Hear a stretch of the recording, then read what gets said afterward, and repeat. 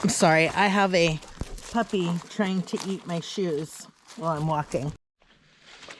Hello, dreamers. So I have a very important message, especially if you are redoing a mobile home like I did and replacing the electrical panel box. So let me explain what happened. When I got my electric out here, the electric company dropped a loop for my meter here at the pole. So I know most mobile homes, they have a box closer to the house where they put the meter at. But for my sake, they put it here and they grounded it here. So both the pole is grounded and the meter is grounded here at the pole. And then we ran 442 wire, 80 feet around and up to the house, and then put it into the box. And I was told at the time that I didn't need a grounding rod at the house because it was already grounded at the pole. Well, and they came and drilled my well, and it's been running like that, no problem, for 2 years now. And then when they came to do my water, when the guy was sitting here digging, it was raining that day, and he kept touching this hardware cloth here. And he said that the hardware cloth was shocking him. And he said that my house was looking for a ground. And I thought, well, maybe I did need that grounding rod. I was told at the time by the people that were helping me that I didn't need a grounding rod at the house. But I thought, okay, well, maybe I do need one. So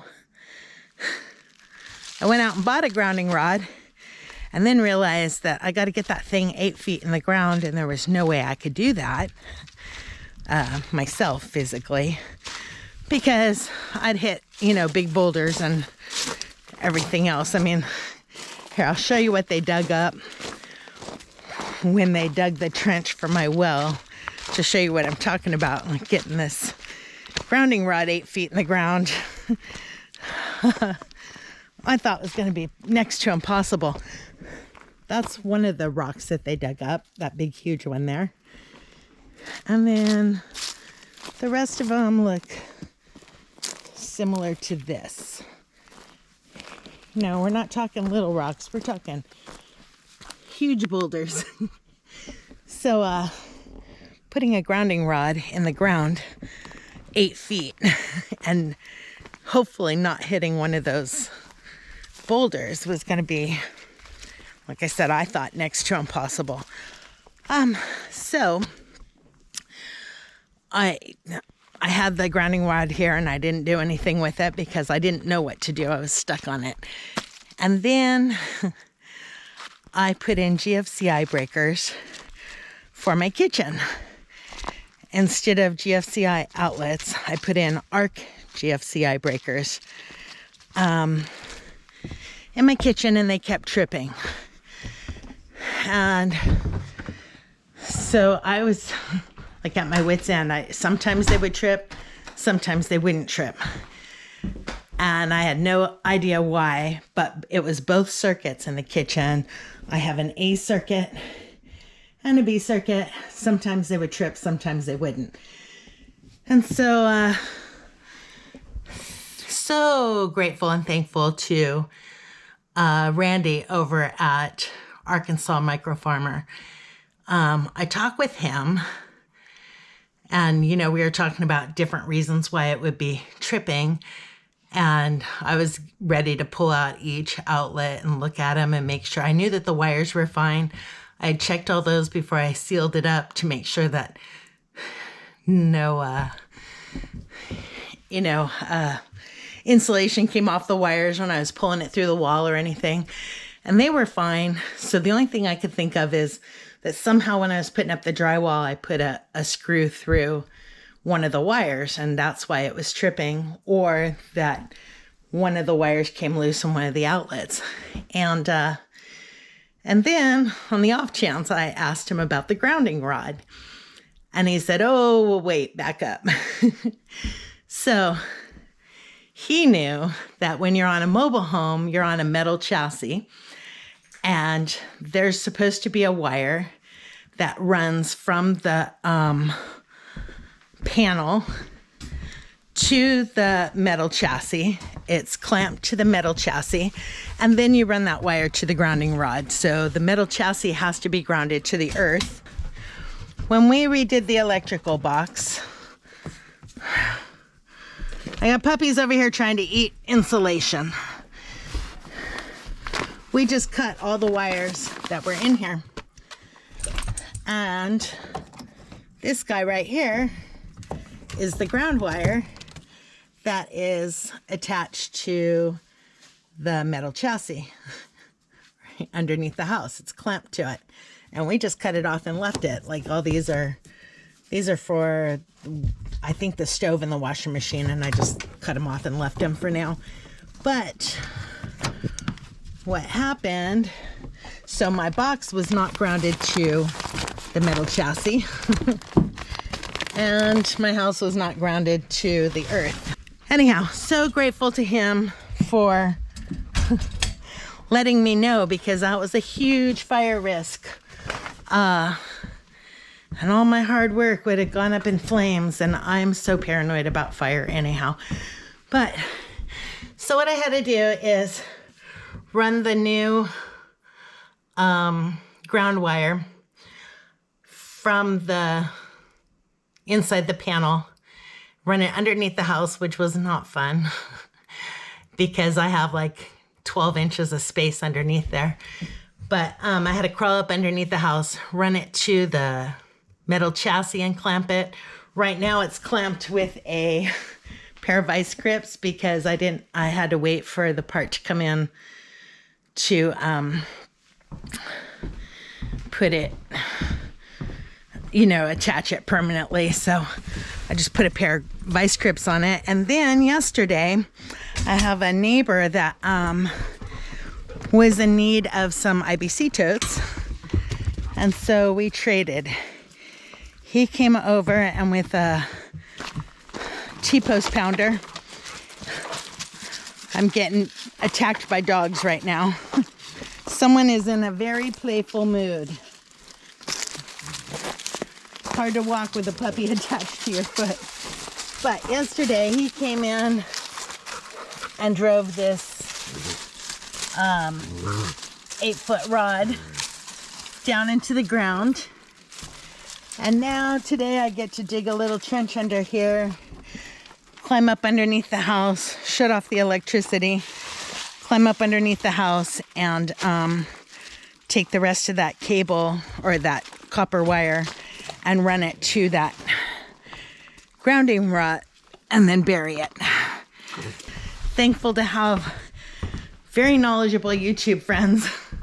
So I have Tara and Jason coming over today to help me with this mess underneath the kitchen sink, because I was trying to hook up the water and I couldn't figure out how, and got it all plumbed to inside the house and it stubbed out, and then just couldn't figure out the faucet and the water heater. I'll show you what I got going on under here before they get here, but this is the water heater. It's laying on its side right now. And these are the sink things. And I've got one stub out for cold water. So the cold water is supposed to be teed off to go to the cold water faucet. And then part of it is going to go to the water heater. But I've got all these little pieces here that don't connect. I don't know what pieces I'm supposed to buy. And then it's supposed to have a drain. It's supposed to hook up to the drain because it's got this relief valve on it. And I just got so confused and decided to call for help because I didn't want to blow it with this. I was seriously going to hire a plumber, and if Tara and Jason can't figure it out for me, then I still may hire a plumber just to come out and do this one. And then once I see how they do this one, I could do the one for the bathroom by myself. But I have done plumbing stuff before, but I've never roughed in plumbing, you know, all by myself. And then buying these little water heaters just made it a whole lot more difficult. So the other thing I did was I primed all the cabinets. I have to put that piece in the corner there and prime it, and then getting them ready for paint. And so hopefully I'll be able to get that done, get a kickboard in here, put the cabinets back together, and have running water. But boy, this electric and water, man, it became a whole lot more complicated than I thought it should be. So, you know, I just thought run water to a sink, no problem. But it is not as easy as it sounds. So I'm waiting for Tara and Jason to show up now, and hopefully we can get this figured out. It would be so nice to have running water in the house. So yeah, you know, you think stuff's going to be super simple and you just boom, boom, boom. And yeah, it's not simple at all. But as far as the electric, yeah, if you're replacing a panel, make sure that you reattach that copper wire. Don't cut it like we did. Reattach it to your new panel, and crisis will be averted. Like I said, I had no idea. This is the first mobile home that I've ever done anything on, and I had no clue.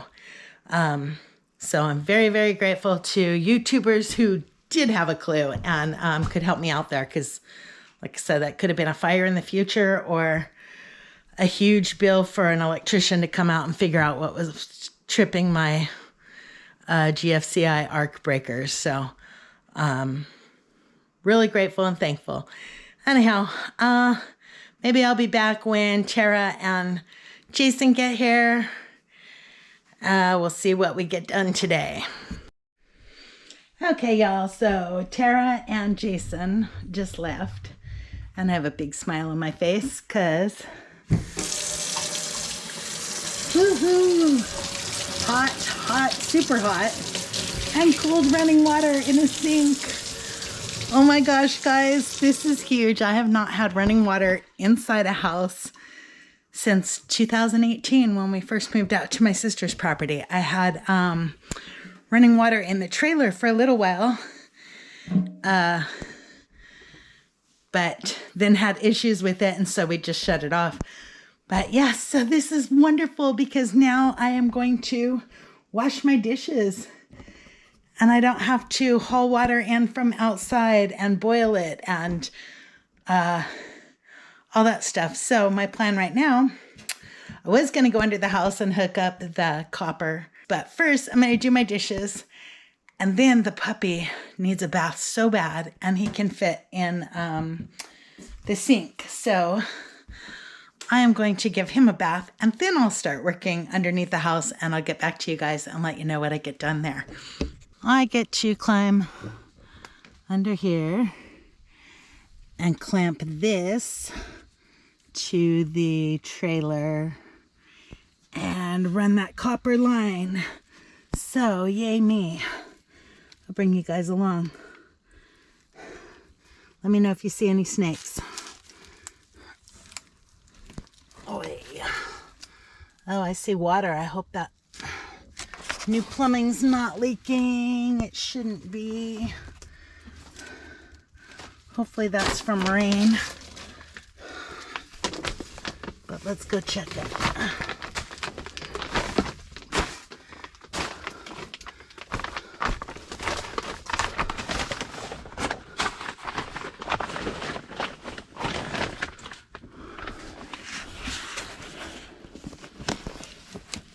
I don't feel nothing wet, so that's good. So that must be rainwater that seeped in. Okay. So here's my temporary solution on that clamp. I did turn off the power. And now I need to go find where the rod is out there so I can run this wire out there. Oh, yeah.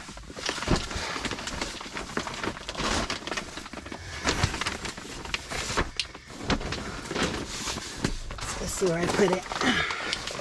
Well, I didn't put it in. Ben put it in for me.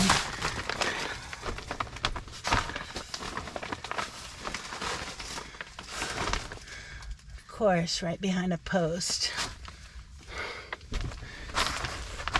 Oy.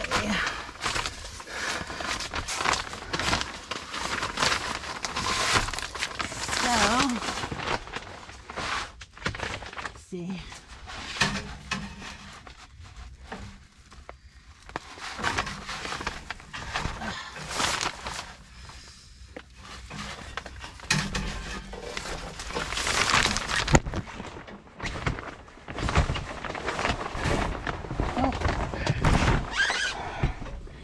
Not sure what you guys are going to be able to see in here. Maybe? I don't know. Anyhow, let me get this on there. Wait, what did I do with the clamp? I left it back at the hole. Back out.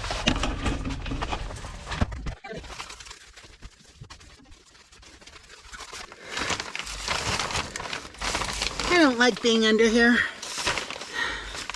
but Capone's under here with me so he can fight off any spiders or snakes.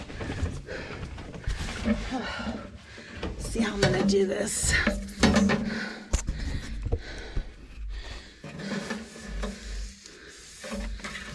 Wow, I have a whole bunch extra. Okay, that'll work right there. So, this is supposed to... Oh, I forgot I was supposed to clean off the rust first. All right, I'll be back again. Okay, third time's a charm.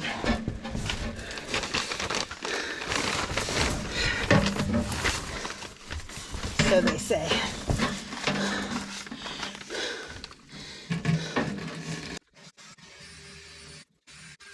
Okay, it looks like bare metal, maybe. Hi.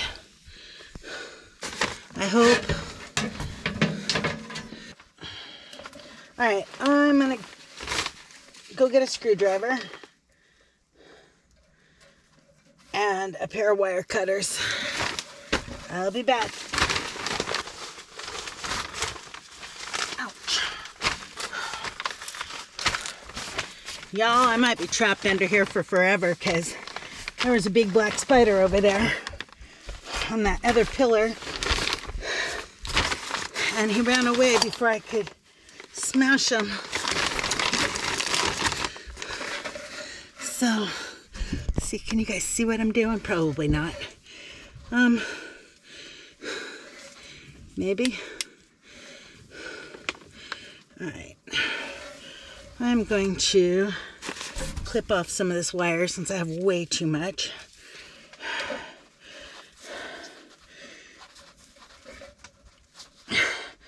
Maybe. Good golly, Miss Molly.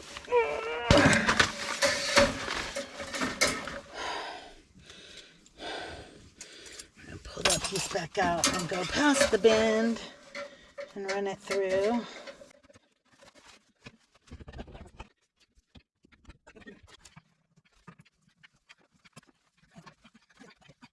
Okay, now the rest of this wire has to go back up underneath the skirting over there and to the grounding rod. Hello, spider. Goodbye, spider.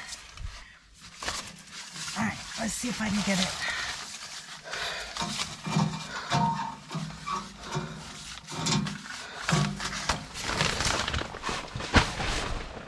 Set up underneath there.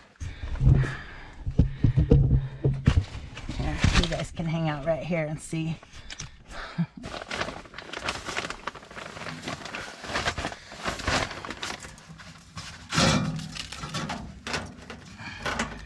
Oh, this is gonna be fun.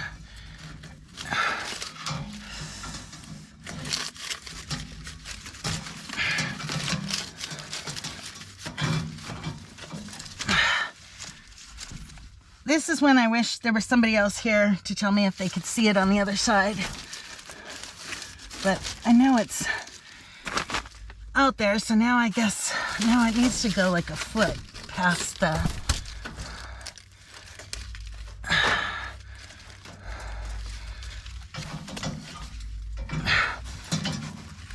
skirting stuff I put in. There it goes. It's probably hitting a rock.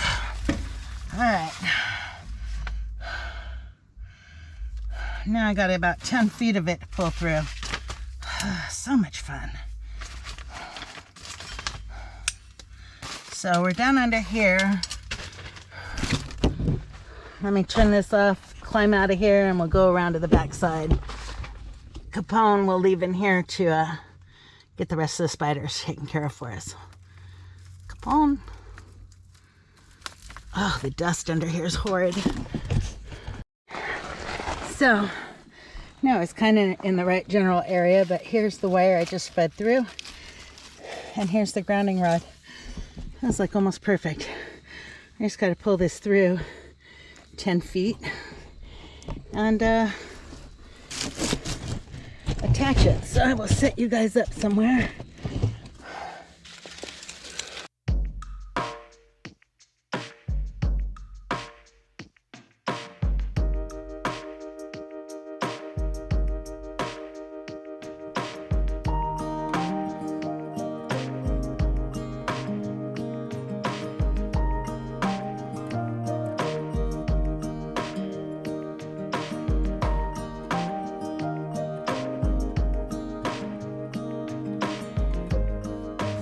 Okay, I will have to finish putting up the skirting boards tomorrow when it's light out here. Plus it'll give my cats a chance to scare off anything that's underneath the house before I forever enclose it in. So that is going to be the end of this video, and hopefully I can get it uploaded. I'll save this extra copper wire that I have for when I run the electric to the shop over there.